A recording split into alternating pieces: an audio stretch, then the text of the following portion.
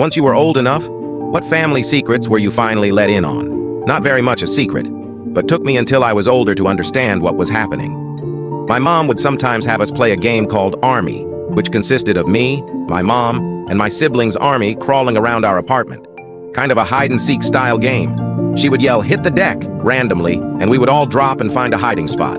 We would giggle and giggle while my mom army crawled around looking for us. We loved the game so much. I realized a few years ago while retelling the story that we lived in a really terrible neighborhood, and she would yell it out when she heard gunshots outside the building. I'm assuming she was worried about stray bullets.